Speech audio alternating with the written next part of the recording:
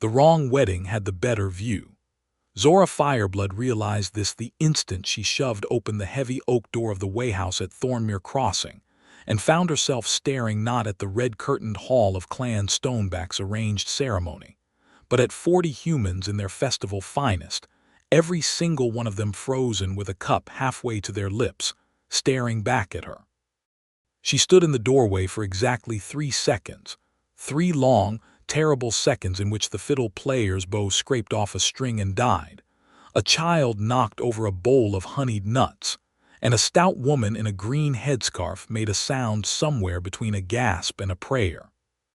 Then Zora did what Zora always did when she had made an error.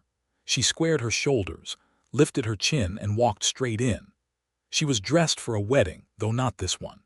Her outfit was fitted warrior's travel leather dyed deep crimson, laced tight across a bodice that showed every line of her strong frame, a short drape of dark cloth over one shoulder fastened with a bronze sun clasp, and knee-high riding boots with brass buckles running up the outside seam. Her tusks were polished ivory white, her hair a thick black braid coiled over one shoulder and pinned with a carved bone comb. She was green-skinned and broad-shouldered, and precisely the most spectacular thing anyone in this particular room had ever seen walk through that door. The wayhouse at Thornmere was a long, low-ceilinged building of river stone and tar-sealed timber that sat at the junction where the Pilgrim Road met the Breck River. Candles in iron cressets lit the hall. Long tables ran its length, set with cups and plates and ribbons of white linen for someone's wedding feast. At the head table sat a very startled-looking bride and groom, both human, both about half Zora's size in attitude if not in body. The groom had knocked his wedding wreath sideways. Zora scanned the room. 40 faces. 40 expressions of shock, horror, or the particular kind of fascination that people thought they were hiding but were not. Then she spotted the empty seat. It was beside a man at the far end of the second table, a seat conspicuously empty while every other spot in the hall was occupied. The man beside it was not staring at her with horror. He was not staring at her with the gleam of dangerous curiosity that she had learned to identify as the prelude to trouble. He was looking at her with something that looked, and this was so unusual that she almost did not trust her own reading of it like simple recognition.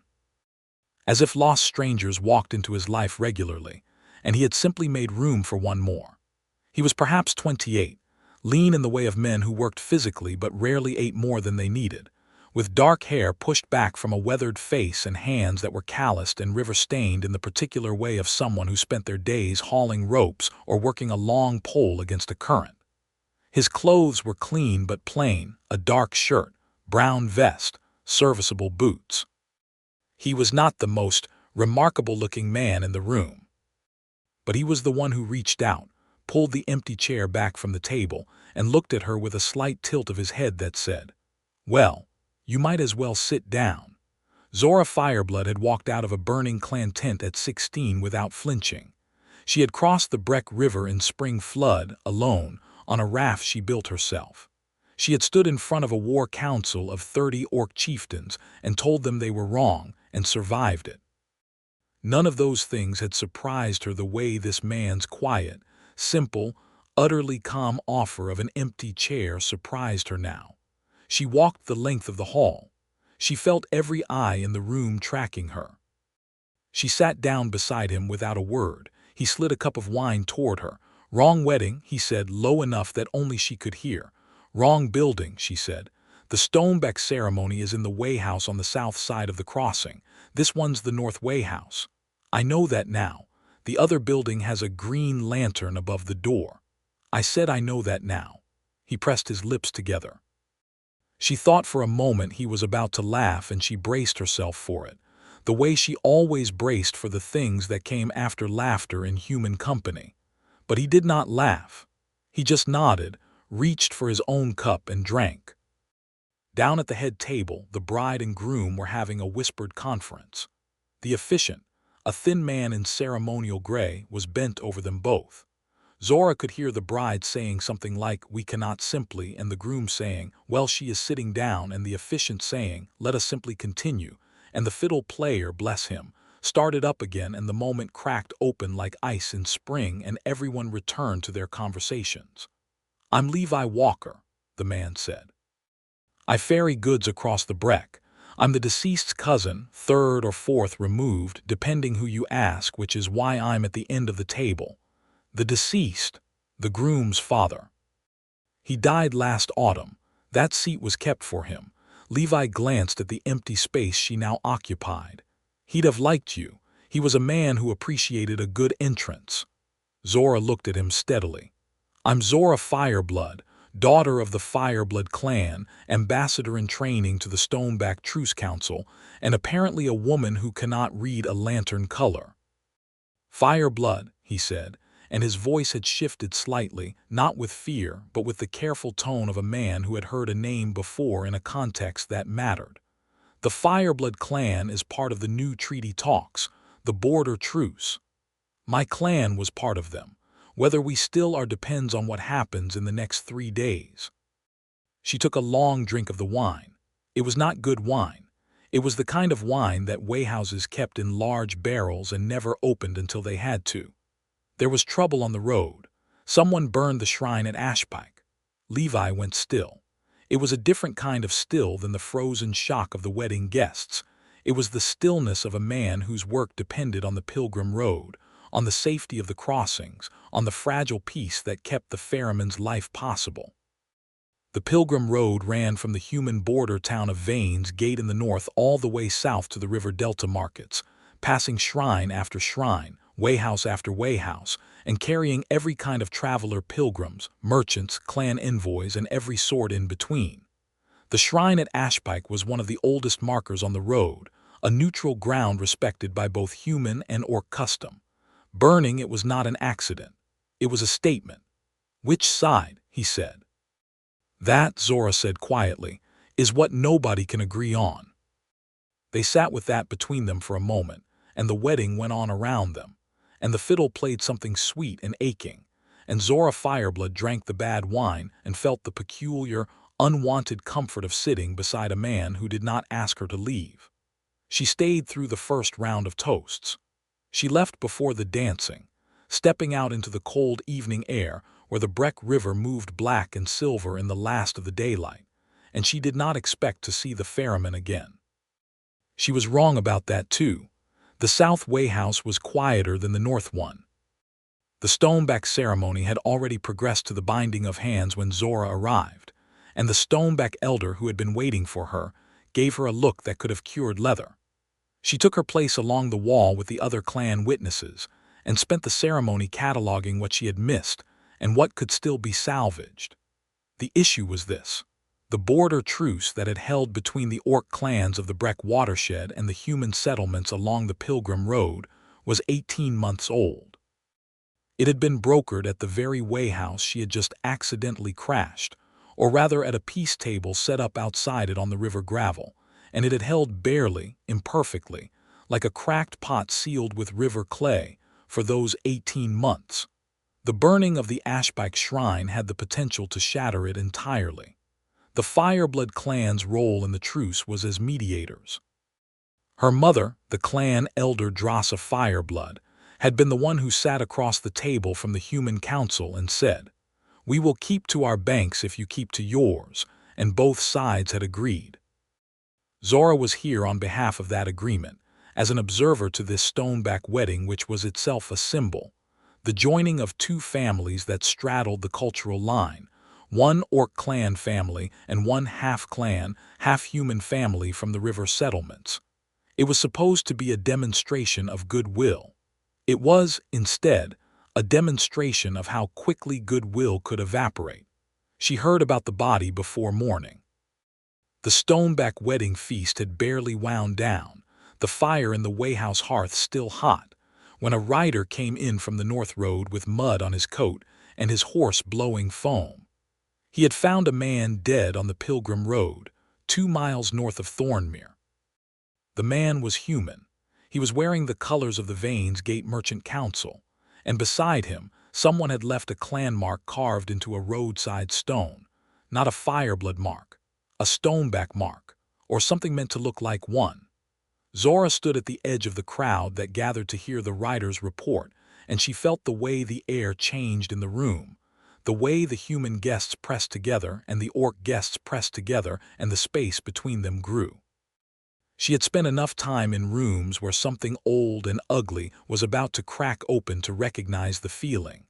She was outside on the river bank, thinking hard, when she heard boots on the gravel behind her. "You're the one from this evening," said Levi Walker. "The wrong wayhouse." She turned around. He was carrying a lantern, and in its light he looked more tired than she had seen him at the feast. He had clearly not been to sleep. "You're still here," she said. "I thought ferrymen kept to the river." "I live on the river," he said. "My barge is moored 50 yards south of here. I was awake when the rider came in." He came to stand beside her at the water's edge. "The river moved fast here where the road crossed, dark and cold. I know this road, Zora Fireblood. I've carried goods on it for 8 years. I know what a planted mark looks like." She looked at him sharply. "You've seen it before." "Once, 3 years ago, before the truce, someone put a stoneback clan mark on a burned grain wagon on the south road. It was wrong. A real mark has a 5th notch on the outer ring that clan outsiders don't know about. I only know because a stoneback trader told me when he was drunk on my barge one night." He paused. "I'm guessing the mark on that roadside stone has 4 notches." Zora stared at him for a long moment. "You are a surprisingly well-informed ferryman." "I'm a ferryman on a road that goes to war every few years. Staying informed keeps me alive." He set the lantern down on a flat stone. Its light made a small circle in the dark. "If someone is planting false marks to break the truce, they'll do it again. And the next one won't be a dead merchant, it'll be something that makes both sides march." "I know," she said. "I need to get to Vane's Gate. I need to speak to the Human Council before someone on my side does something irreversible." She looked at the river. "How fast can you move on that barge of yours?" "Faster than the Pilgrim Road," he said. "The road has 3 wayhouses between here and Vane's Gate, and all 3 will be full of people hearing this story wrong and getting angry. The river goes straight." She met his eyes. In the lantern light they were a warm, dark brown, steady and direct. She had met human men who flinched when they met her gaze. He did not flinch. "I can pay you," she said. "I'm not doing it for payment," he said. "I'm doing it because I have a barge and an interest in not watching my livelihood burn down with the truce." "Fine," she said. "When can we leave?" "First light," he said. "I need to check the hull and take on provisions, and I need you to not get me killed by either side when we arrive." "I make no promises," she said, and something in the careful set of his mouth shifted, almost imperceptibly, toward amusement.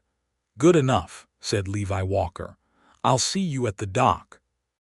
His barge was called the Heron, which Zora thought was either optimistic or ironic given that herons were solitary, slow-stepping birds, and this vessel was neither elegant nor patient-looking. It was a flat-bottomed river barge, 40 feet long, with a small covered shelter at the stern where the ferryman could sleep or keep goods out of the rain. The hull was sound. She checked it herself before she stepped aboard, because trusting a boat she had not inspected was a mistake she had made exactly once. Levi watched her do it without comment, which she appreciated. They left Thornmere in the gray pre-dawn, the river mist lying low over the water and the first birds starting up in the willows along the bank. Levi worked the long steering oar from the stern with the ease of a man who had done it so many times the motion was in his bones. Zora sat at the bow with her pack across her knees and watched the Pilgrim Road slip past on the eastern bank, the road she should have taken, would have taken, if speed and the planted mark and the strange fact of a river ferryman who knew about clan marks had not rerouted her. She was not, in general, a woman who second-guessed herself, but she found herself thinking about the decision more than she should have. She was also, she noticed, more aware than was strictly relevant of the way Levi moved at the stern, the easy rotation of his shoulders, the unhurried competence of it. She turned back to face the river. "Tell me about the first time," she said. "The grain wagon 3 years ago." He took a moment before answering, adjusting the oar against a push of current. "It was before the truce. The road was hot, There had been 2 raids in the summer, livestock taken from the border farms, a wayhouse robbed. People were angry. Then a wagon carrying grain to the southern markets burns on the road, and there's a clan mark on a stone beside it, and the merchant council at Vane's gate is ready to call it an act of war. He paused. I had a Stoneback trader on my barge that week, man named Korek, hauling hides south. He saw my face when I described the mark. I'd rode past the burned wagon, and he said, "That is not our mark." He showed me his clan mark, carved on the handle of his skinning knife. 5 notches. And 4 on the roadside stone. 4 on the roadside stone. Did you report it to the council? I tried. They were not very interested in the testimony of a ferryman about notch counts. His voice was dry. The truce happened later for different reasons, but the wagon business was left unresolved. Zora filed this away. Who benefits from breaking the truce now? Anyone who's been waiting for it to break, he said simply. The truce locked out the war traders, the people who supply both sides when there's fighting. Weapons, grain contracts, horses. An 18-month peace has cost someone a great deal of money. That is a very practical analysis. I'm a very practical man. The mist burned off as the sun climbed, and the river opened up, and the Pilgrim Road and its wayhouses and its roadside shrines moved past at the pace of the current while Zora sat at the bow and thought and Levi steered, and they did not speak much more. But the silence was an easy one, the kind that meant neither of them needed to fill it. They stopped at midday to take on water at a riverside settlement called Brackford, a scatter of timber houses on pilings above the flood line. As they tied up at the dock, Zora became aware of the attention. This was not the startled freeze of a wedding party. This was the slower, more dangerous attention of a river community that had heard last night's news and was currently deciding what it meant. 3 men on the dock, working men by their hands, looking at Levi's barge, looking at Levi, looking at Zora.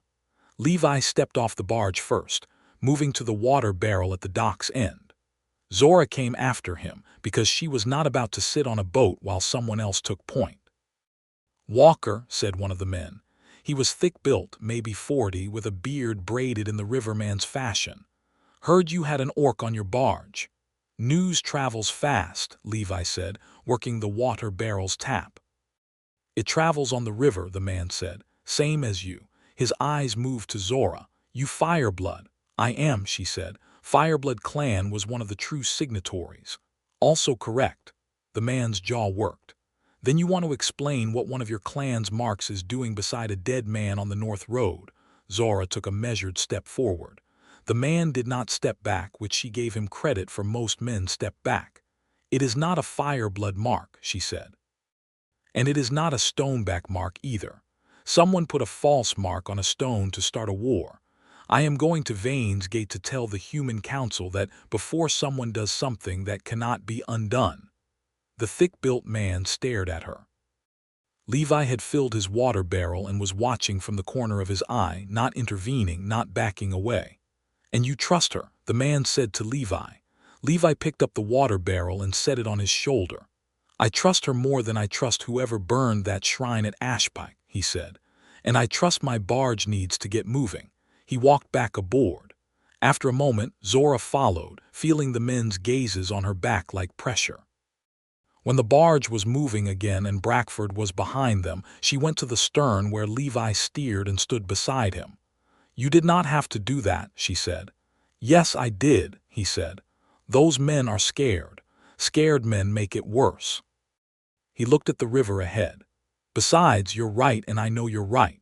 She looked at him for a moment. The wind off the water moved a strand of his dark hair across his forehead, and he pushed it back with his free hand, eyes on the current. She had the strange, abrupt sense that she was looking at a person she had known before in some other version of events, which was a feeling she had learned not to trust but also could not quite dismiss. You are very calm for a man in potential danger, she said. River ferrymen live at the intersection of every kind of trouble, he said. You get calm or you get off the river, a beat. I've been on this river since I was 18. I got calm.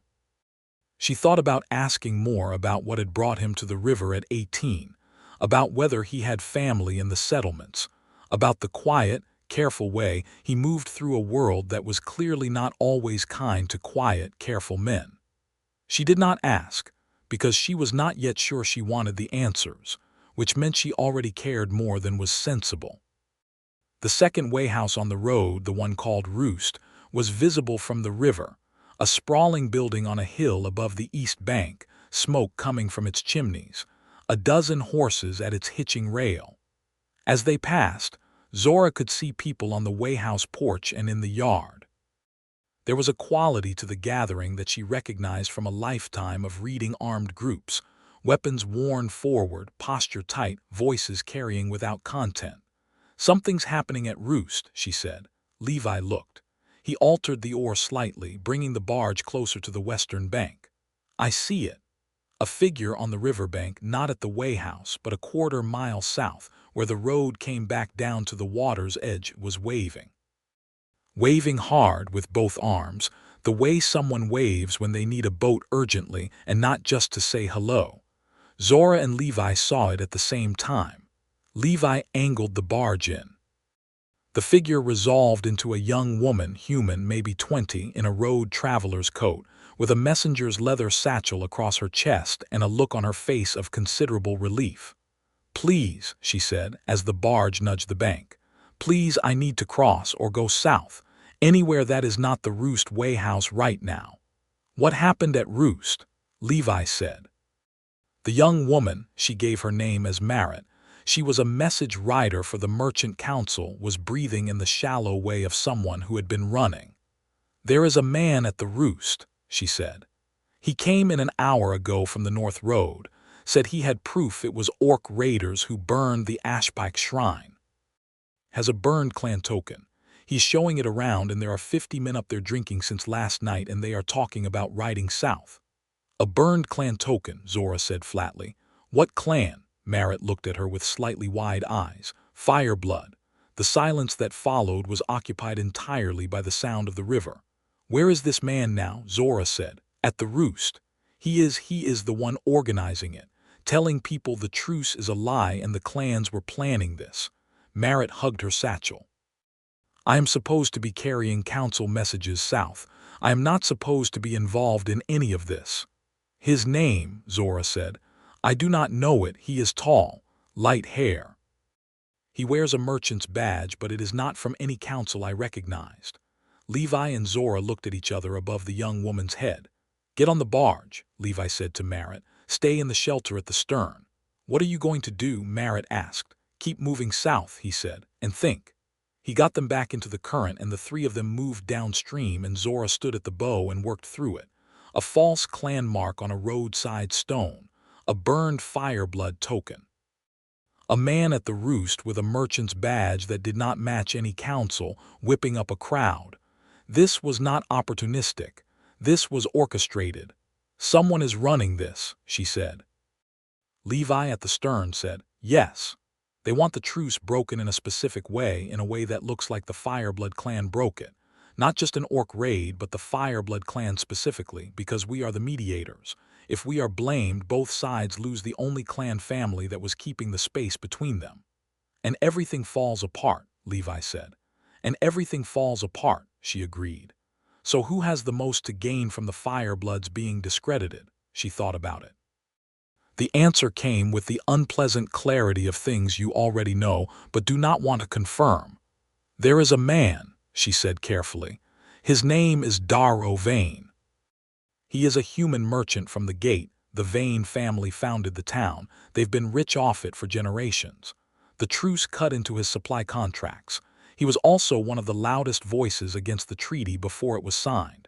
He has the resources to arrange something like this and the motivation to want it broken." "Darrow Vane," Levi said. There was a flatness in his voice she had not heard before. "You know him. He tried to buy my ferry route 2 years ago. When I said no, he arranged to have my mooring license reviewed by the dock authority 3 times in 6 months. He paused. I know what he looks like when he wants something and isn't getting it." Zora turned to look at him properly. The afternoon light was coming off the water and it caught him sideways, and she noticed not for the first time but more fully than before, that he was watching her with an expression she could not quite name. Not the hungry curiosity that sometimes masked danger, not the careful neutrality of a man managing a professional relationship. Something quieter and more direct. He was watching her the way people watch things they valued. She looked back at the river before she said something impractical. They reached Vane's Gate at dusk of the second day, having spent one night moored on the western bank in the shelter of a riverbend willow grove, Merritt asleep in the stern cabin and Zora, and Levi sitting at the bow in a darkness lit only by the running light and the stars. They had talked that night, really talked, the way people do when they are tired enough to lower their guards and have enough to worry about. That conversation becomes a relief instead of a performance. He told her about the river, about the 8 years of it, about arriving at Thornmere at 18 with a bag and a broken nose from a fight he had not entirely started, and working his way onto a barge crew and eventually into his own vessel.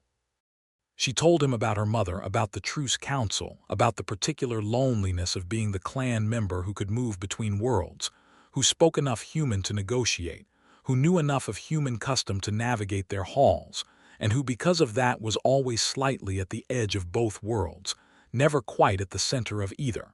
He said, without any attempt to make it more than it was, "I know that feeling," she said. "Yes. I thought you might." There was a moment then, a charged, quiet thing between them, the river moving past and the stars overhead, and the particular quality of being understood without having to explain it all. And Zora, who was not a woman who reached for things before she had assessed them thoroughly, found herself reaching across the narrow space between them and resting her hand on the back of his. He turned his hand over and held hers. They sat like that for a while, and neither of them said anything because nothing needed to be said. Vane's Gate was a walled market town at the point where the Pilgrim Road crossed into human-controlled territory. A busy, crowded, important place full of the smells of trade, tallow and timber and river fish, and the particular sharpness of a town that had been here long enough to accumulate opinions. The gate in its name referred to the actual gate in its actual wall, a heavy timber affair currently standing open, because the day's last merchants were still bringing wagons through. Levi moored the Heron at the gate's river dock with the ease of a man who had done it 100 times, nodding at the dockmaster and paying the mooring fee without drama. Zora stepped off the barge onto the dock in her crimson leather and felt the familiar weight of 100 eyes. The gate had seen orcs before the Truce had seen to that, but this was not quite the casual multi-species commerce of the road's middle stations. This was a town founded by a man named Vane, which meant a certain flavor of opinion came pre-installed. "The council house is on the main road," Levi said quietly, falling in beside her. "I know where it is." "You do not need to come," she said. "I know," he said. "I'm coming anyway." She did not argue. She found that she was glad, which was its own kind of information. The council house of Vane's Gate was a solid 2-story building of dressed stone, with the town's seal above the lintel. A river crossed by 2 roads, the emblem of a place that had always made its living at an intersection. They were admitted to the anteroom by a guard who looked at Zora for a long, uncomfortable moment before admitting them, and they sat in a narrow room with a bench and a guttering candle for 20 minutes before the council secretary came to tell them the council was in an emergency session and not to be disturbed. "Tell them," Zora said, "that Zora Fireblood of the Fireblood clan is here with evidence regarding the Ashpike shrine burning. And tell them that if they do not speak to me in the next hour, I will walk back out that gate, and the first thing I will do on my way out is send a message to my clan elder that the human council at Vane's Gate has refused to meet with the Fireblood ambassador. And then whatever happens next is not my problem." The secretary's eyebrows went up, and then down, and then he went away and came back in 10 minutes and said the council would see them now. The council chamber was a long room with a low fire and 8 men and 2 women around a central table, all of them looking like people who had been awake too long and were becoming the worse for it. At the head of the table sat a man Zora did not recognize, older, white-haired, with the careful bearing of someone who had been in rooms like this his whole life. At his right hand sat a man she did recognize. Darrow Vane was perhaps 55, broad-shouldered for a sedentary man, with pale eyes and the quality of stillness that some people mistake for calm, and Zora had learned to recognize as the stillness of someone always calculating. He was well-dressed in the merchant fashion, a heavy chain at his collar, rings on 2 fingers. He was looking at her as she entered with an expression of smoothly managed surprise. He was also, she noticed, looking at Levi with something that was not surprise at all. It was recognition, and it was not the warm kind. "Ambassador Fireblood," said the white-haired man at the table's head. "I am Council Elder Brem. Please sit." There were chairs available along the wall. Levi pulled 2 out and they sat, and Zora laid out what she knew in clear, ordered terms. The false clan mark on the roadside stone, the fact that the mark had 4 notches rather than a clan member's correct 5, the burned token, the man at the Roost Wayhouse with the unidentifiable merchant badge. She said the name Darrow Vane precisely once at the end, and she watched the room react to it. Most of the council looked uncomfortable. 2 looked alarmed. Darrow Vane looked at her with steady, pale eyes and smiled the smile of a man who has prepared for this conversation. "These are serious accusations," Elder Brem said. "They are," Zora agreed. "They require a serious investigation, and they require the council to publicly delay any punitive action against the orc clans of the watershed until that investigation is complete. Every hour of delay increases the chance that someone at the Roost Wayhouse decides to ride south without council sanction. She has no evidence beyond hearsay about notch counts," Darrow Vane said pleasantly. "She has the word of an orc woman who was caught at the wrong Wayhouse 2 nights ago, a Fireblood ambassador who could not find the correct building, which speaks to either her competence or her distraction." Levi said, "The stoneback clan mark has a 5th notch on the outer ring." Vane looked at him. "Walker," he said, in the tone of a man naming a very minor inconvenience. "The mark on the stone beside the dead merchant has 4 notches. I've seen the stone. I've also seen a real stoneback mark. They don't match." He leaned forward slightly. "I've also seen the burned wagon from 3 years ago before the truce, when someone did the same thing and you were arguing against the treaty at the time, Vane." The temperature in the room shifted. Council Elder Brem looked at Darrow Vane with the expression of a man doing a rapid recalculation. Vane's pleasant expression thinned. "A ferryman's testimony," he said. "This ferryman has been working these crossings for 8 years and knows every merchant, every clan trader, and every mark on this road." Levi did not raise his voice. He was very calm. Zora noticed that his hands on the table were completely still. "I've also been told there's a man at the Roost Wayhouse claiming to have proof of Fireblood involvement. A tall man with a merchant badge that doesn't match any council roster. I'd be interested to know who is paying his way." The room went quiet. What happened next happened quickly. Darrow Vane reached inside his coat. It was a movement that could have meant anything: a document, a personal seal, a letter of authority. But Zora had grown up in a world where that specific motion, inside a coat, in a charged room, meant one thing, and her body knew it before her mind had finished the sentence. She was on her feet. She saw the knife clear his coat, short-bladed and serious, not a tool but a weapon, and she saw in the same instant, in the narrow fragment of a second, that it was angled not at her but at Levi, who was still seated and slightly forward and completely exposed. Zora Fireblood moved.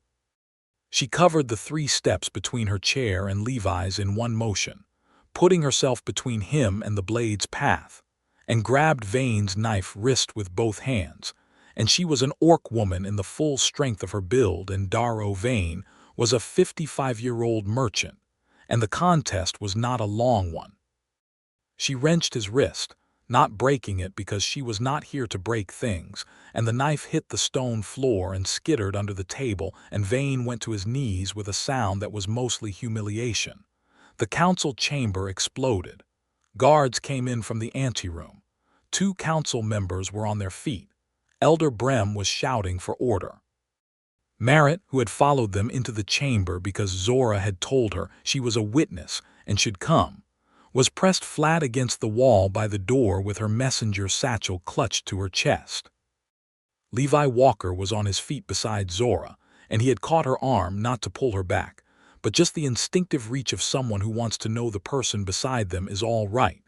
His hand was at her elbow, and he was looking at her with an expression she had absolutely no defenses against, which was the expression of a man who has just watched someone put themselves between him and a knife and cannot quite believe it. "I am unharmed," she said, though he had not asked. "I know," he said. "I can see that." His hand stayed at her elbow. Darrow Vane was restrained by 2 guards. Elder Brem had achieved something like order. The knife was retrieved from under the table by a 3rd guard and placed on the surface for everyone to look at. The council session lasted another 3 hours. At the end of it, the following had been established. The merchant badge worn by the man at the Roost Wayhouse was tracked, via Merritt's description and council records, to a trading company whose principal investor was Darrow Vane. Vane himself, in the aftermath of the knife incident, and under the very focused attention of a council that now had reason to look at him closely, became significantly less smooth. The man at the Roost was a paid agent. The burn token was fabricated, a genuine Fireblood token, acquired how Vane would not say, burned to remove certain distinguishing marks that would have identified it as stolen goods. Elder Brem, to his considerable credit, issued a council statement before midnight. The investigation into the Ashbike Shrine burning was to be suspended pending review. No punitive action was to be taken against any clan of the watershed. And Darrow Vane was to be held in the council house on charges of conspiracy against the Border Truce, which was a serious offense under the treaty terms both sides had signed. It was not a complete resolution. It was not a perfect answer.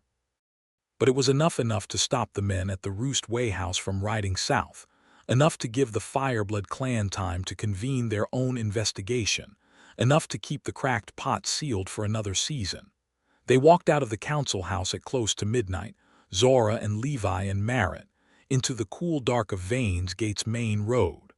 The torches in the wall sconces were burning low. The gate was closed for the night. Somewhere in the town a dog was barking at something. Merritt said she was going to find the council's messenger post and sleep there.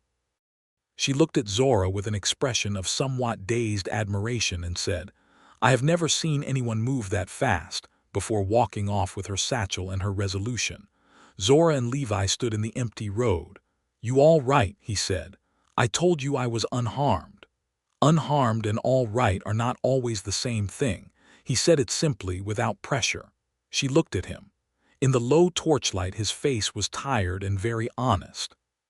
She thought about the knife, about the specific angle of it, about what it had been aimed at, and felt something she did not ordinarily feel. A cold, retrospective fear, but not for herself. "If he had gotten that blade into you," she said, "I would have." She stopped. "I know," he said quietly. "You would have done something considerably worse to him than a wrist lock." "Yes. Good thing you're fast. Good thing," she breathed out slowly.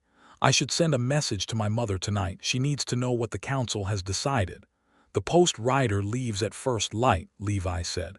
"Wayhouse on the East Road keeps a post service." She nodded. They stood there for another moment, and neither of them moved toward the dock or the East Road post or anywhere else. "You stood between me and that room," she said. "You spoke in that chamber. You put your name against Vane's in front of his own council." "I told the truth," Levi said. "It's not particularly brave to tell the truth." "It is," she said, "when the truth is inconvenient and the room is powerful." She paused. "You did not have to do any of this. You could have taken a different route at Thornmere. You did not have to offer me a chair." He looked at her with that quiet directness she had come to expect from him. "No," he said, "but I wanted to."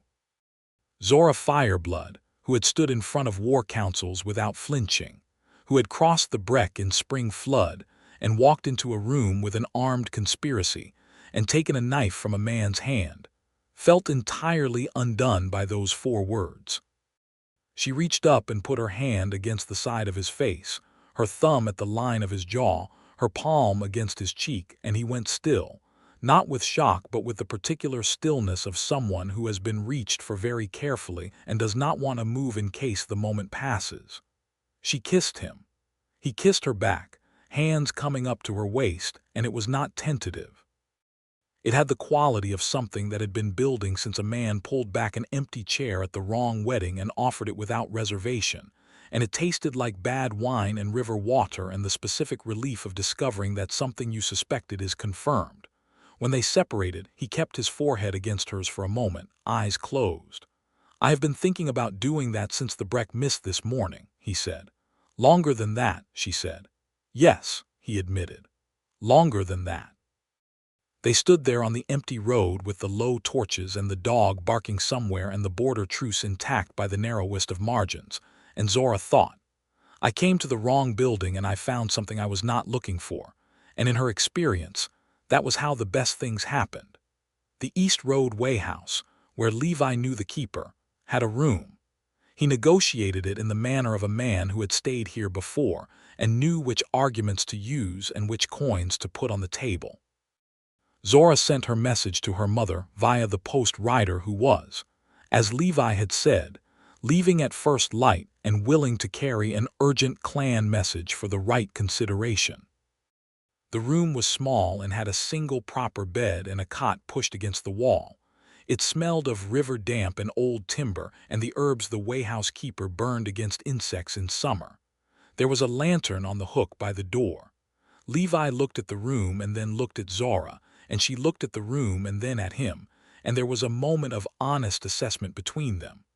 "I can take the cot," he said. "You built this barge and navigated this river for 2 days and walked into a council chamber and put your name on the line," she said. "You are not sleeping on a cot.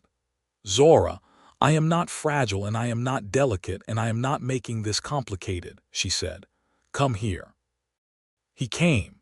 And what happened between them in that small room was not complicated, and it was not performance, and it was not anything less than what it was, 2 people who had chosen each other, again and again, in small and then larger and then undeniable ways over the course of 2 remarkable days, and who were now, finally, choosing each other without qualification or reserve.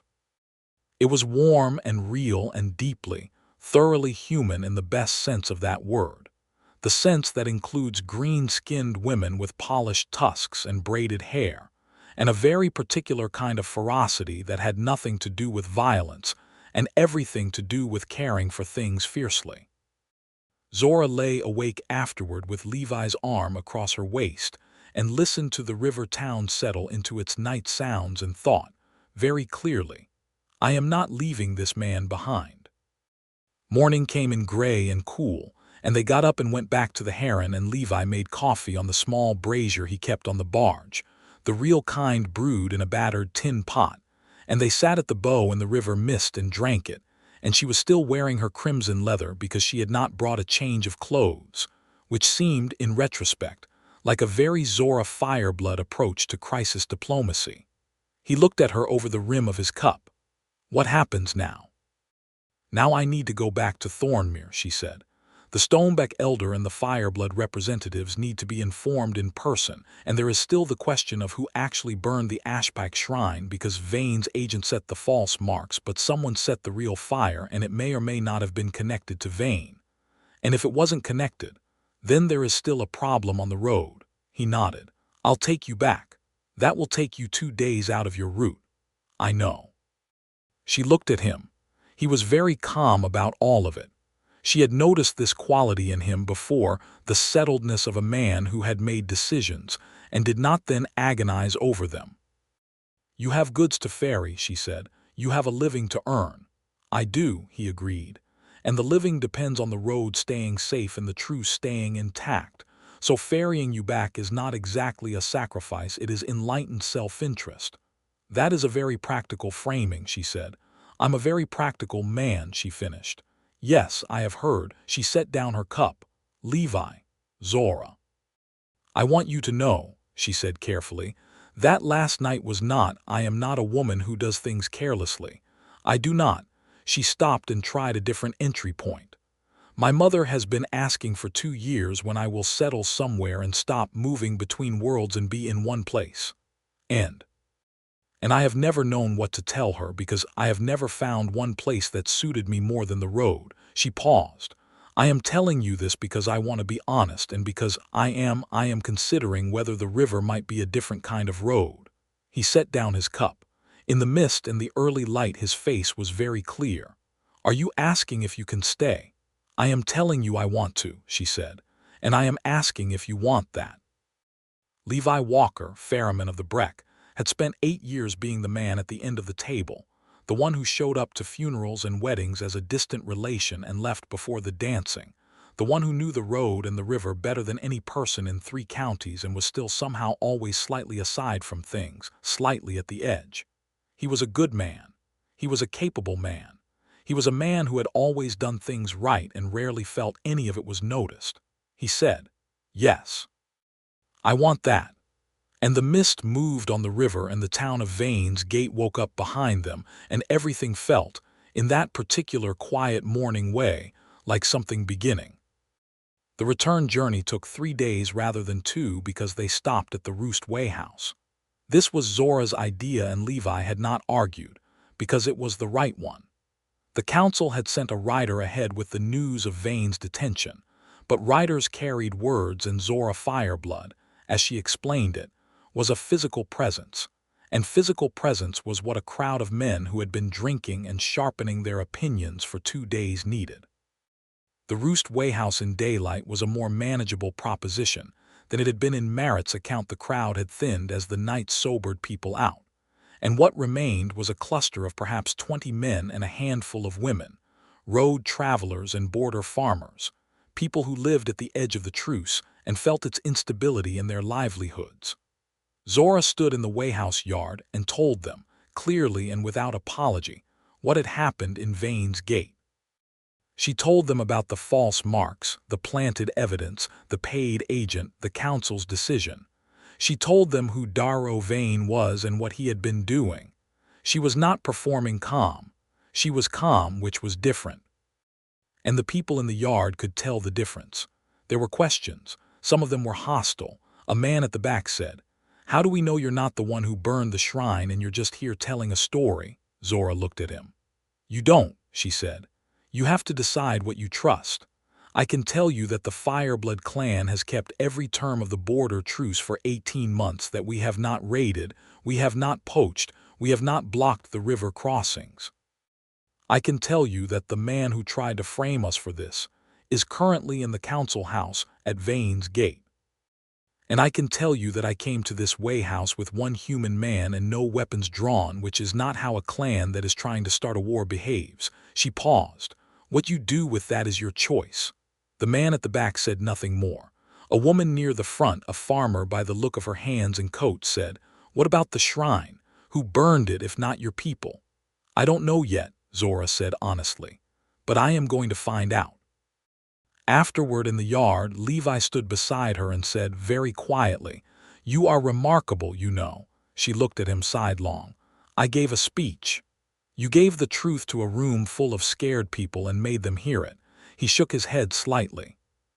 "I've watched people in council chambers with years of practice fail to do that." She felt the warmth of it, the particular warmth of being seen accurately rather than generously. "You helped," she said. "I stood here." "You stood here," she agreed, "and that is not a small thing." He looked at her. Something in his expression had settled into a kind of certainty, the look of a man who has made a decision so clearly that it has become simply a fact.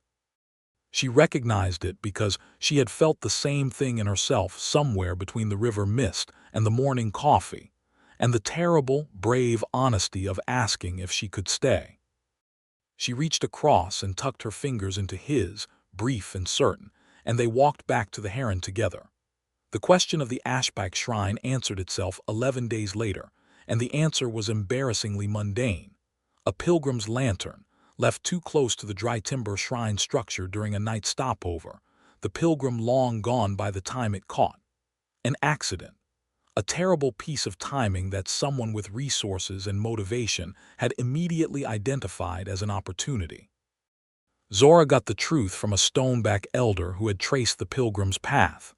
A woman named Tekka who had the investigative instincts of a hunting dog and the patience to use them. The pilgrim was found in a village 3 days south of Ashpike, horrified by what had happened, willing to testify. The fire was accidental.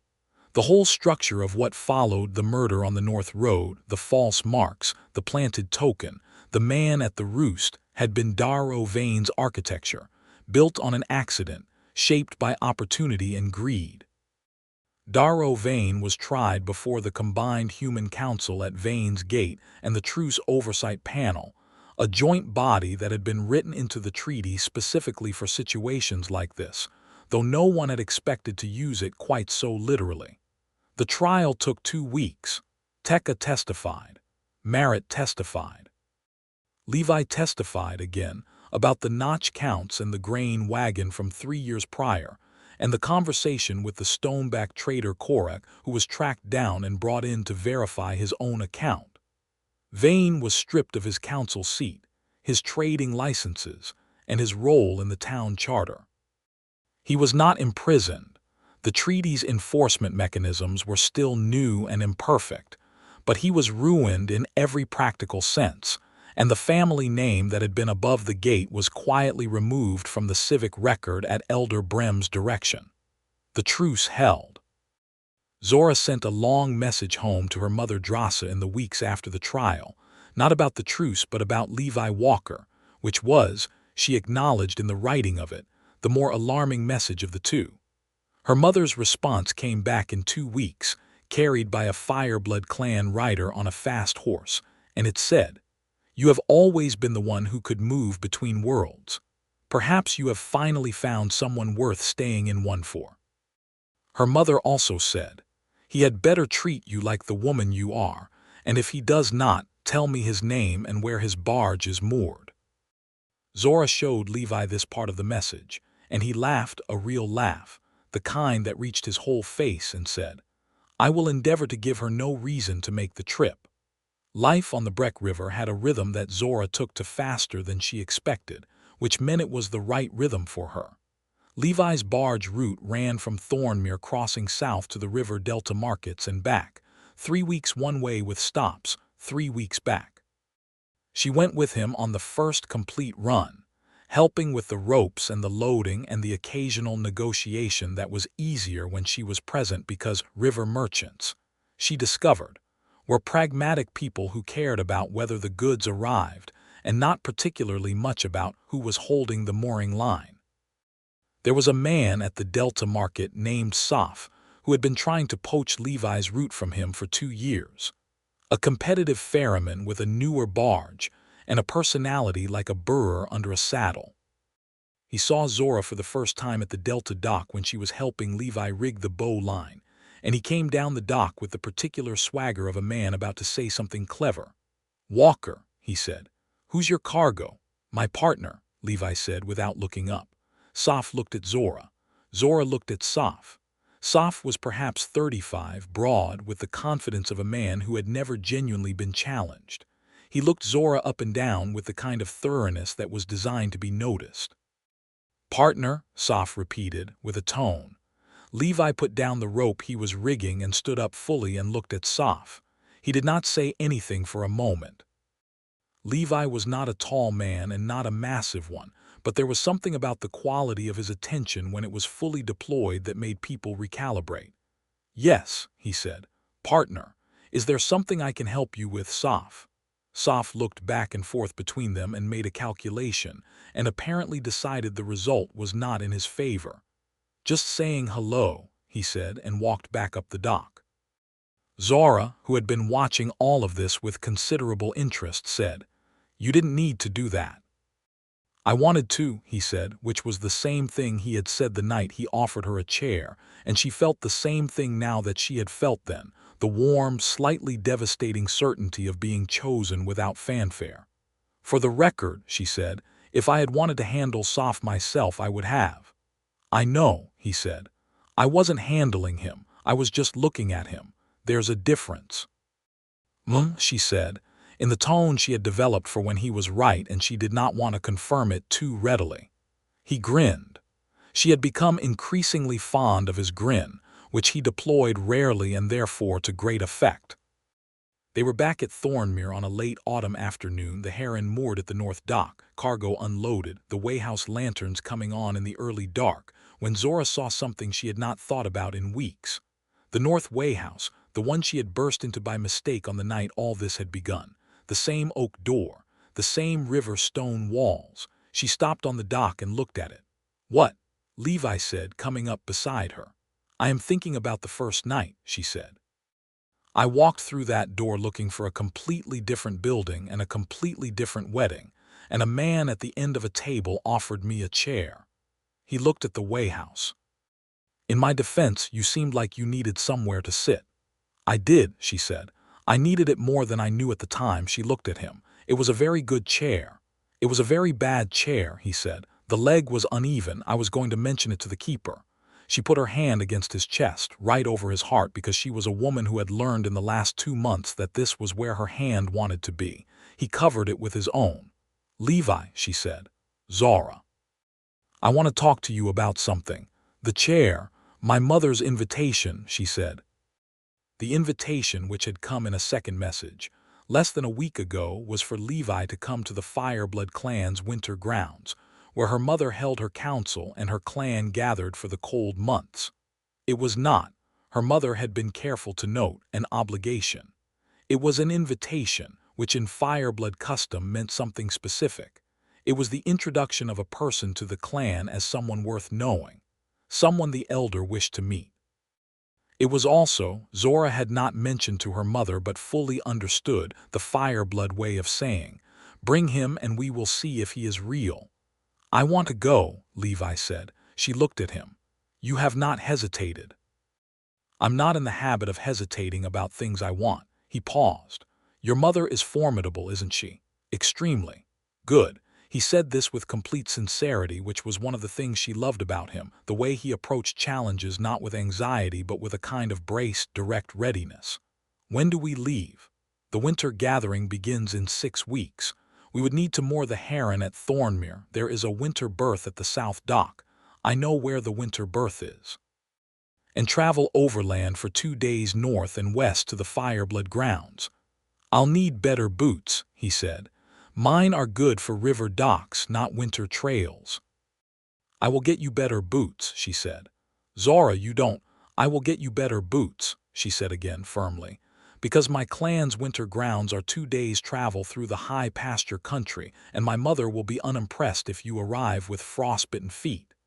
He pressed his mouth together in the way she had learned meant he was not arguing, but finding something she had said more endearing than he was going to admit. "Fine," he said. "Better boots." She kissed him on the dock, under the wayhouse lights, with the river moving past them and the autumn evening coming down cold and clean. And there was a couple in the north wayhouse window who saw it and presumably had opinions. And Zora did not care about the opinions, because she had spent 26 years being a person other people had opinions about, and had learned that opinions were significantly less important than facts. And the fact was this. She was kissing a man who had offered her a chair without reason, and treated her without flinching, and put his name on the line in a council chamber, and laughed at her mother's threat, and looked for better boots without resentment. And she was going to go on kissing this man for as long as the river ran, which was her personal definition of a very long time. The 6 weeks before the winter gathering were full. There was still the matter of the Ashbike Shrine, which the Truce Council had decided to rebuild jointly, with both human and orc craftsmanship in the design, as a demonstration of what the truce was supposed to represent. Zora was asked to coordinate the orc clan contributions. She spent 2 weeks riding the Pilgrim Road, meeting with stonecutters and carvers from 3 different clans, negotiating contributions and settling disagreements about design that had more to do with old clan politics than architecture. Levi finished his last autumn run on the Breck, delivered his cargo at the Delta Market, settled his accounts, and moored the Heron in the winter berth at Thornmere's South Dock with the care of a man who trusts his work but trusts it more when he has checked it himself. He spent 3 days doing maintenance caulking, rope inspection, hull check, before he was satisfied.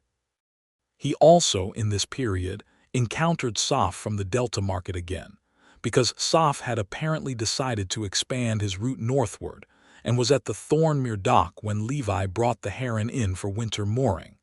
The conversation was brief. Soph looked at the mooring berth, the same premium berth Levi had used for 4 winters, and then at Levi, and said something about prime berths, and whether Levi was really going to use it all winter if he was spending the season inland. Zora was not present for this conversation. She learned about it afterward when Levi mentioned it with the particular brevity of a man who considered the matter settled and did not need analysis. She asked what had been said, and he said, "I told him the berth is mine and the barge is mine and my plans are my own business, and then I went and bought the new rope I needed. The Soph question is not interesting." "He's been trying to take your route for 2 years," she said. "He can try," Levi said. "I know this river better than he knows his own name. He's not going to get my route." She believed him. She also, privately, enjoyed the quality of certainty in his voice, which was not arrogance but the simple confidence of a man who was good at what he did and knew it. She was also, if she was being honest with herself, experiencing something she could only describe as a slow, deep, thoroughly inconvenient happiness. Inconvenient because happiness of this specific variety, the kind rooted in a person rather than a principle or a purpose, required vulnerability in ways that she had spent years carefully managing. Her clan role as ambassador in training had given her a function, a direction, a reason to move through the world that was hers alone. She had not needed to modify that reason for anyone. She was finding that she did not experience Levi as a reason to abandon her purpose. She experienced him as a reason to come back to a specific dock after the purpose was served, which was a different thing, and it turned out to be a thing she had wanted without having a name for it. The journey to the Fireblood winter grounds took 2 days, and one cold night camped in the shelter of a riverstone outcropping on the high pasture trail. Levi had the better boots she had procured from a cobbler in Thornmere, good thick-soled walking boots that fit him correctly, and he moved well on the trail, not with the easy competence of a born hill walker, but with the steady, patient pace of a man who understood that the point was to keep moving and not to look impressive while doing it. The Fireblood winter grounds were in a sheltered valley between 2 long ridges, accessible by the high pasture trail and by a lower wagon road that was slower but kinder to horses and older bones. The grounds were not primitive. There were permanent structures here, long halls of timber and stone that had been built and improved over generations, supplemented in winter by the clan's traveling shelters for those who came late. There were fires burning in the long hall hearths and the smell of cooking and the sound of the clan, which, to Zora, was always the smell and sound of home, complicated and layered in hers. Zora Fireblood was waiting in the main long hall, which meant she had heard their arrival announced, which meant she had been watching for them, which she would deny. She was a large woman, taller than Zora by 2 inches and broader in the shoulder, with gray beginning to streak her black hair, and a bone comb identical to Zora's own pinning her braid, because she had given Zora hers when Zora went out on her first solo ambassador mission at 21. She had eyes like a hawk's, dark and absolutely direct, and she looked at Levi Walker the way that Zora looked at things she was assessing for structural integrity. "Levi Walker," she said. "River ferryman of the Breck, Elder Zora," Levi said. He did not bow, which was correct because Orc elders greeted equals with eye contact, not deference, and if Zora's message home had told her mother anything useful, it was apparently this. "I've heard a great deal about you." "Have you?" Zora said. "Most of it was respectful," he said, Some of it was alarming. I think that's about right for someone who brokered the border truce. A very long pause. Zora Fireblood said, "Come and eat. The stew is better tonight than it was last night and worse than it will be tomorrow, so now is the correct time." This was, Zora understood, approval. Not effusive approval.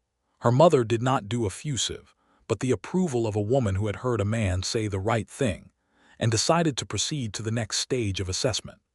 The next stage turned out to last the entire evening and most of the following day, and consisted of her mother asking Levi questions with the patience and thoroughness of someone who had spent years negotiating treaties and knew how to find out what a person was actually made of. She asked about the river, which he answered well. She asked about the truce trial, which he answered better. She asked about what he intended, and he answered that in the direct, unpolished way he answered most things. He said, "I intend to keep the heron and the root and Zora in whatever configuration she wants for as long as she'll have me." Zora looked at him for a long, still moment. Then she looked at Zora. "He is not what I expected," she said, in Orc, which Levi did not speak. "I know," Zora said in the same language. "He is better."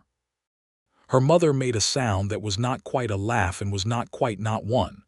"Good," she said, and then in human tongue to Levi, "You will need to learn some Orc, ferryman, not for my benefit, for hers." Levi said, "I've been asking her to teach me." Zora said to her mother, He is better at it than he admits." Zora nodded. "Then we will have something to discuss at winter's end." They stayed for 12 days. In those 12 days, Zora watched Levi navigate a world entirely unlike his own with the same quality she had been watching him navigate the river, patiently, attentively, without defensiveness or performance. He was not trying to be an Orc. He was not trying to impress anyone. He was trying to understand, which was different and infinitely more effective. He learned that the Fireblood clan had a tradition of skill demonstration at the winter gathering. Every member of the clan who was present showed what they had made or learned or improved since the last gathering. It could be a craft, a weapon, a piece of knowledge, a song. He asked if guests could participate. Zora said with visible interest that they could. On the demonstration evening, Levi demonstrated rope splicing, specifically the river ferryman's braid, a technique of joining two rope ends that was his professional skill, and that produced a join stronger than the original rope at either end. He did it slowly, explaining each step, and a ring of clan members watched with the focused attention that skilled people give to other skilled people's work. When he finished, a clan elder named Vrak, who was the Fireblood's master rope worker, asked if he could try the technique. Levi handed him the tools and talked him through it. Zora stood at the edge of the circle and felt something move in her chest that she had no intention of dignifying with analysis. Because, if she analyzed it, she would have to acknowledge that watching Levi Walker teach an Orc elder rope splicing in her clan's long hall was one of the most specifically, thoroughly disarming things she had ever seen. She caught her mother's eye across the circle. Zora was looking at her with the expression of a woman who knew exactly what her daughter was feeling and had the grace to say nothing about it. On the last evening after the gathering's final fire, Zora walked with Zora outside in the cold and the stars and said, "He holds himself like a man who has always been at the edge of things." "Yes," Zora said. "And you?" "Also always at the edge," Zora said. "And together," Zora looked up at the stars. The winter sky over the Fireblood grounds was extraordinary. No river mist here, just clear cold air and the full architecture of the sky. "We are in the middle," she said, "of our own thing. I have not been in the middle before." Her mother put a hand on her shoulder, the Fireblood grip firm and brief that meant, "I see you, I am proud, go forward." "Good," said Zora Fireblood. "It is time."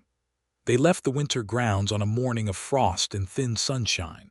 The valley was beautiful at this time of year, the ridges white above and the long haul smoke rising straight in the cold air.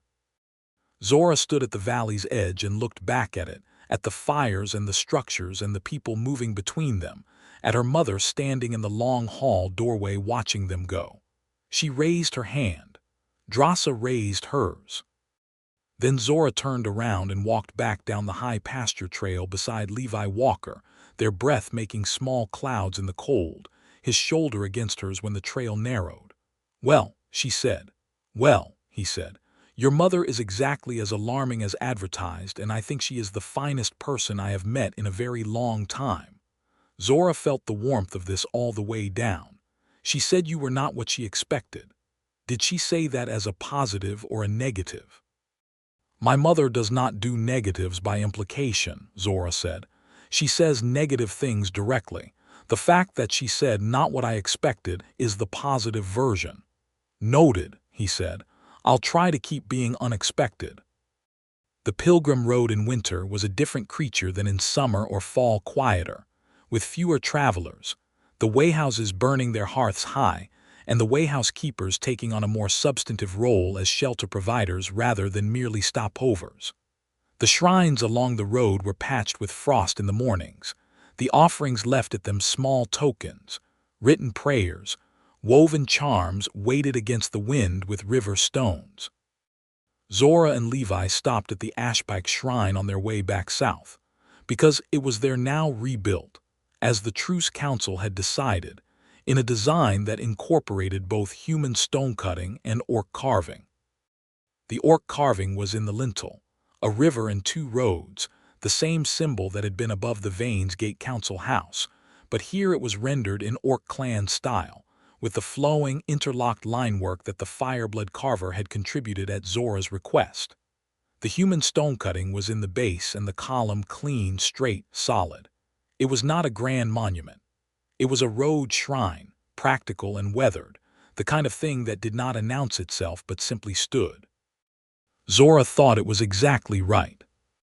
She left a token at its base, a piece of braided cord she had been carrying in her coat pocket since the rope splicing demonstration, a scrap from Levi's demonstration rope, which she had taken without telling him. She thought about what to ask for, standing at the rebuilt shrine, and she thought, "Nothing. I have what I need to ask for." She said a word of thanks instead in the old orc way, to whatever it was that old shrines on old roads accumulated over time. Levi, who had been standing a respectful distance back while she made her offering, came forward when she stepped away and said, "What did you leave?" "A piece of rope," she said. He looked at the shrine and then at her. "Why rope?" "Because it holds things together," she said. And then, because she was Zora Fireblood and she had learned that the truth was better than decoration. "Because I wanted to mark this road with something of yours." He was quiet for a moment. In the cold morning light his eyes were very dark. He reached into his own coat and found a coin, a river ferryman's toll coin, the plain bronze kind that changed hands 100 times in a season, and set it beside her braided cord at the shrine's base. "For safe crossing," he said. "That's what ferrymen put at shrines, for the next person who needs the river to carry them." She took his hand. They stood at the rebuilt shrine for a moment, on the old pilgrim road in the winter morning, and then they walked on. There was one more thing that needed to happen, and it happened 3 months later, in the first warmth of spring. Darrow Vane had been ruined in the practical sense, but ruins have a tendency to leave parts still standing, and one part still standing was a business partner of Vane's named Sellard, who operated out of a trading house in the river settlement of Knapp, south of Thornmere. Sellard was not a violent man, but he was a vindictive one, and he had decided that Levi Walker's testimony in the Vane trial was the primary reason for his partner's fall. Zora learned about this from Marit, who had become a consistent correspondent. The message writer had turned out to be remarkably well-connected and extraordinarily observant, and her messages were usually worth reading. This particular one said, "Word at the Knapp trading house is that Sellard is looking for Walker's mooring license to be reviewed.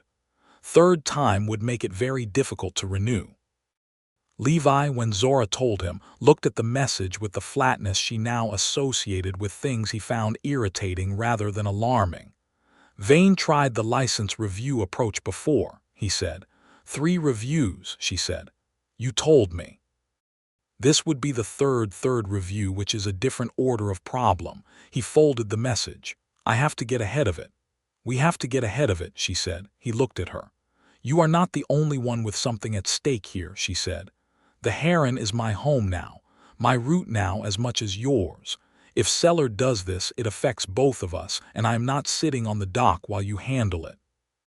He looked at her for a moment with that expression, the one she could not fully arm herself against, and then he said, All right. How do we get ahead of it? The answer was, together and on the river. Zora wrote to her mother, who wrote to the Truce Council Oversight Panel, which had been given powers under the treaty to investigate interference with treaty-related travel and commerce. Levi's ferry service was officially a treaty-adjacent business. It had been designated as such because his route was one of the key commercial links between the human market towns and the river crossings used by Orc clan traders. That designation meant that any attempt to interfere with his mooring license could be reviewed not just by the dock authority, but by the Joint Panel. The Joint Panel's review of Sellard's license complaint took 6 weeks and ended with a finding that the complaint had no merit and had been filed in bad faith, which in treaty terms meant a financial penalty and a notation in the trade registry. Sellard was not ruined, but he was answered, and the answer was public enough that the next person who thought about targeting Levi Walker's license would read the registry first. On the evening the review result came through, Levi and Zora were on the Heron, moored at Thornmere, the spring river running high and gold with the last hour of sunlight. He read the official notice twice and then set it down on the stern bench and looked at the river. 8 years, he said. 8 years on this water, and this is the first year I have felt like someone else is watching my back. She came to the stern and stood beside him. The river was beautiful in spring, the willows trailing new green, the water carrying the cold of the hills and the warmth of the sun at the same time, the whole surface of it alive with light. I watch your back, she said. I know, he said. I mean in the world, in the official sense. In the sense of someone who is bound up in my outcome because they want to be. She understood him. She had spent years moving between clan and human world, and in neither had she been bound to anyone's outcome. She had cared about outcomes, the truce, the road, her clan's position, but those were principles, not people. Levi's outcome had become a thing she was bound to because she wanted to be, which was the difference between duty and love, and it was a larger difference than she had understood before she felt it. I am bound to your outcome, she said. You are bound to mine. The river crosses in both directions. He turned to look at her. The evening light was on his face and his eyes were very warm. Zora Fireblood, he said, you are the best thing that has ever walked through the wrong door. She put her hand on his chest over his heart the way she always did. He covered it with his. The river moved past them in the spring light, and the pilgrim road ran along the eastern bank with its shrines and its wayhouses and its long human history of people moving between one place and another. And somewhere on that road, someone was probably going to the wrong building and walking into the wrong room and being offered a chair by a stranger who saw them clearly. She hoped they were as lucky as she had been. She said, I have something to ask you, he said. Ask. In Fireblood custom, she said, when two people decide to share a path formally, in the clan's understanding, there is a mark. She reached into her coat and took out a small knife, her personal belt knife, the one she carried always with the Fireblood mark on the handle, 5 notches on the outer ring. It's not a contract, she said. It is not a ceremony. It is a choice made in front of the river and the road between the two people, a mark that says, I chose this person and I will keep choosing them. He looked at the knife, then at her. What does the mark look like? A river braid knot, she said. On the wrist, small. Done with this knife, she paused. It is a Fireblood custom, not a human one. I would not ask you to take a mark from my culture if you did not want it. And you, he said, would you take one as well? I would take yours, she said, if you have a mark to give. He was quiet for a moment, then he said, River ferrymen have their own thing, not a mark, but there's a knot, a specific one that you tie into your mooring rope when you claim a berth permanently, not a temporary moor, a claim. Mine's tied at the Thornmere South dock right now. He looked at the river. I could tie one around your wrist the same way. She looked at him for a long moment. A rope knot and a river braid. Yes, both, she said. Both, he agreed. What followed was quiet and wholly serious and entirely theirs. Her knife and his rope, and the last of the spring evening light over the Breck River. 2 marks given and 2 received. A Fireblood river braid in the inside of his left wrist, and a ferryman's claim knot of thin rope around hers, tied with the particular neat precision she recognized from his rope-splicing demonstration at her clan's long haul. He kissed her after, and she kissed him back, and the river moved in the old way it always moved, not caring about the smallness or the immensity of what happened on its banks, which was exactly the correct context for a thing like this. The river as witness, permanent and indifferent, the way that things which last are always tested against something that will outlast them. Later that night, with the barge moored and the lantern burning low in the stern cabin, Zora lay beside Levi in the particular warmth of a shared night, and listened to the water against the hull and thought about the shape of it. The whole strange, improbable architecture of how she had arrived here, starting from a wrong door and an offered chair and a quiet man at the end of a table who had looked at a lost orc woman in a human wedding hall and thought simply, "Well, sit down." She was not a woman who believed in fate. She was a woman who believed in decisions, in the accumulated weight of choices, in the way that people built their lives out of the specific actions they took in specific moments. She believed that Levi Walker had chosen to offer that chair. She had chosen to take it, and every choice after that had been a choice: to board a barge, to speak a truth in a council chamber, to reach across dark water and put her hand on his, to come back to a specific dock, to tie a knot.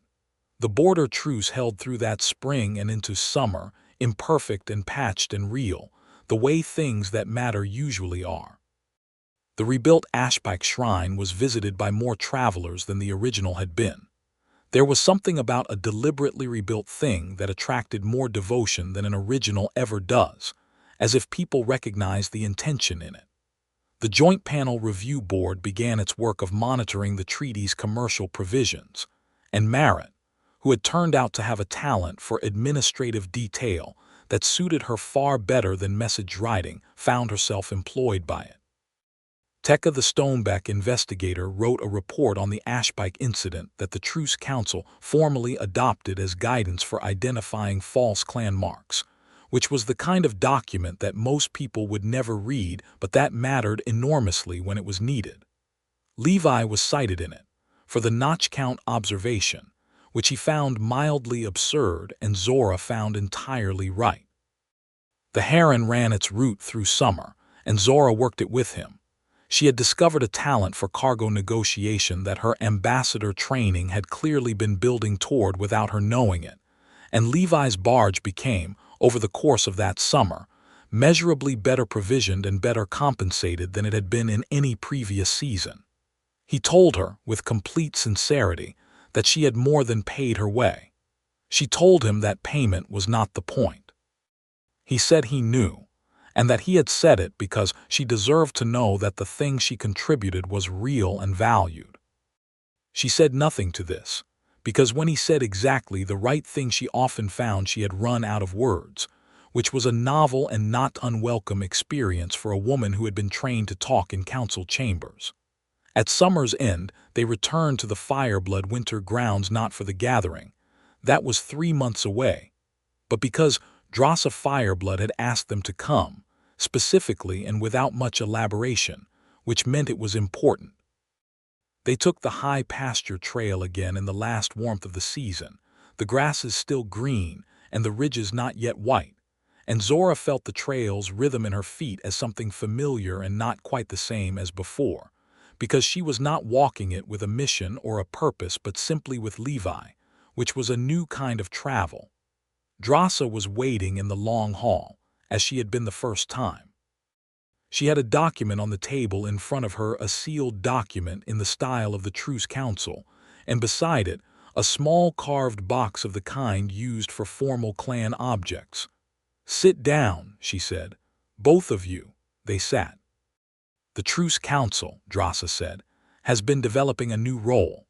The role of Road Warden, an official position, jointly recognized by human and Orc Council authority, responsible for the safety and neutrality of the Pilgrim Road between Vane's Gate and the Delta crossings.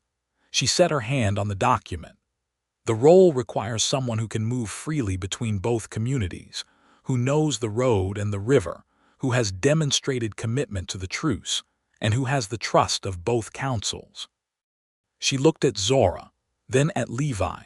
The nomination requires both a clan representative and a road authority representative. The council has nominated the two of you jointly. The silence that followed had a texture to it. Both of us, Zora said. Both of you, Drasa said.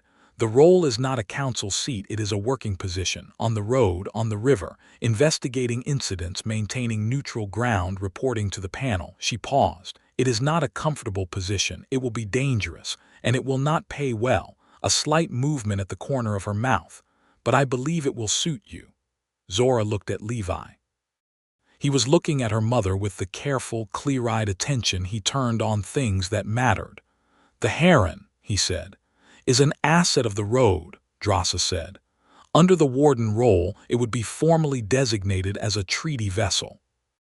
Dock fees waived at treaty ports, protected status. Meaning, Levi said slowly, that no one can have its mooring license reviewed as a harassment tactic. Meaning exactly that. He looked at Zora, and she looked at him, and she read in his face what she felt in her own chest, that this was right in the way that things you have been working toward without knowing it feel right when they finally arrive. We accept, she said. You might want to discuss it, Drasa said. We accept, Levi said. Zora Fireblood opened the carved box and took out 2 warden's tokens. The Joint Council style, bronze and carved with the road and river emblem, one for each of them, and set them on the table. The role comes with a condition, she said. At the first sign of anyone being a fool about it, I will know. That is not a formal condition, Zora said. No, Drasa agreed.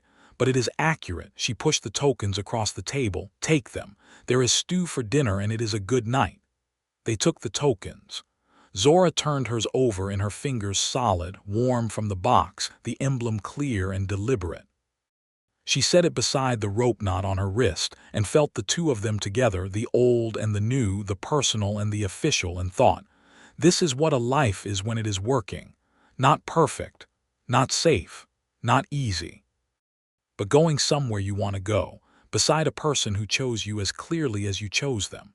That night after dinner, Zora and Levi walked to the edge of the valley and stood where the high pasture trail began its descent, looking out at the long low country below, where the Pilgrim Road was a thin line in the dusk and the Breck River was a gleam in the far distance.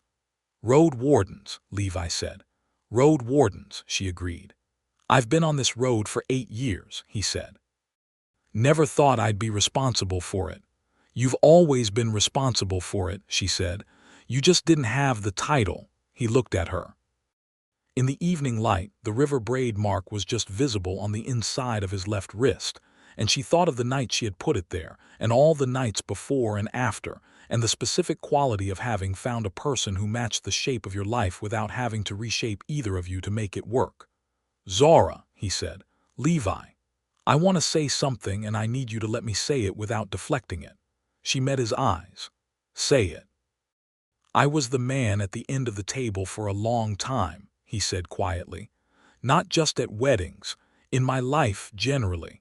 The one who was there but not central, I suppose. The one who kept things running and didn't take up much space and was fine with that. He paused. I did not know what it felt like to be the person someone comes back to be someone's specific person. He looked at his hands. You made me that. You chose me out of every room you could have walked into, every barge you could have hailed, every person you could have aligned yourself with. And you keep choosing me every day. I want you to know that I know that. And that I choose you back, just as specifically and completely and deliberately, and I will keep doing it. Zora Fireblood, who feared nothing, who had stood in burning shrines and war councils and council chambers with knives coming out of coats, felt tears at the back of her eyes, which she refused to let fall but felt the truth of. "Good," she said, in the steadiest voice she could manage. "Because I intend to be chosen for a very long time and I expect you to keep up." He laughed, the real one, the full-face one, and pulled her in, and she let him, tucking herself against him in the mountain-edge evening with the road below them and the river beyond, and the whole long, imperfect, consequential pilgrim road between its shrines and wayhouses running on toward the horizon. She thought, "I walked into the wrong building and I found everything I needed, which is not actually wrong. That is just how finding works sometimes. You go to the wrong door and the right thing opens." She stayed exactly where she was. The pilgrim road in the seasons that followed was not peaceful. Peaceful was not a thing roads were, not really. There were incidents, because roads between complicated communities always have incidents. There were arguments at wayhouses, disputes over clan-marked territory near the northern boundary, a missing trader who turned out to have been waylaid by bandits south of the roost, and who needed extracting from a very unpleasant situation in the river marshes.